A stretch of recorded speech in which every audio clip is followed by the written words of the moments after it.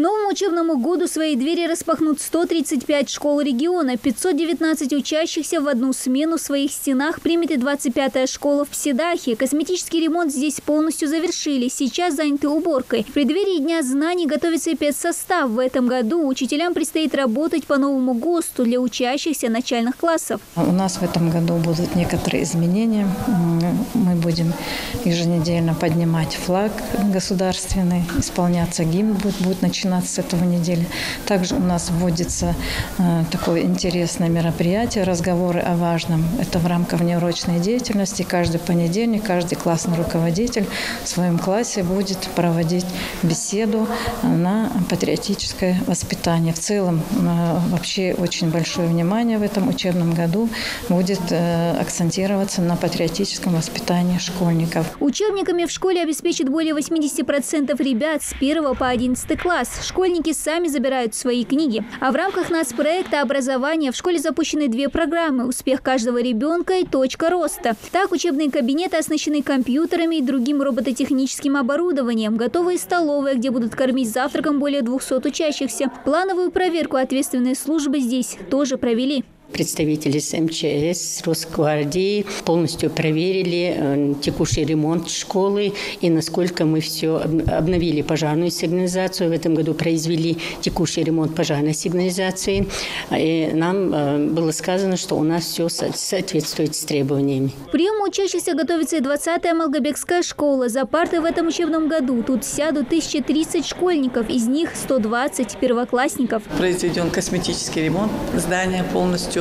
Все кабинеты покрашены, побелены, столы, стулья. В общем-то, полностью принять 1 сентября детей мы уже готовы. По пожарной безопасности, по всем вот этим структурам все у нас полностью готово. Сейчас большинство спецсостава заняты списками учащихся и раздачей учебников. За книгами пришла и 5-классница Салима, успевшая за лето соскучиться по школе. Я соскучилась по школе и по учителям, по друзьям. А что уже успела купить?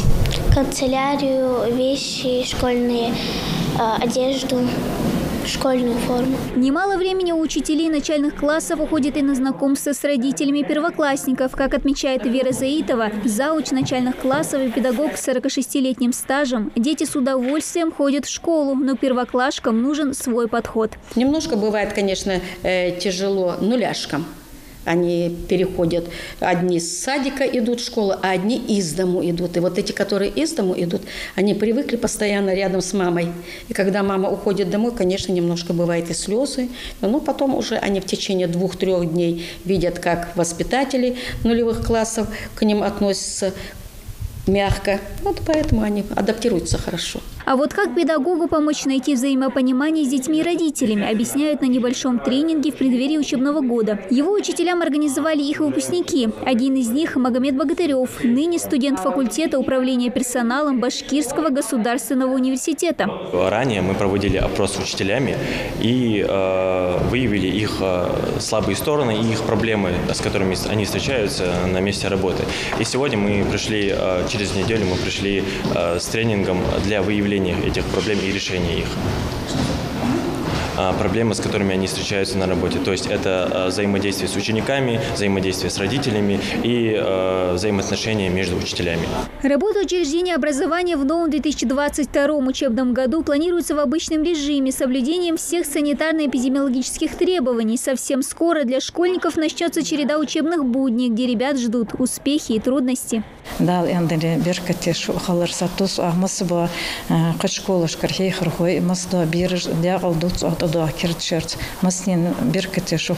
Крепкого здоровья, понимания и всего наилучшего в этом новом учебном году.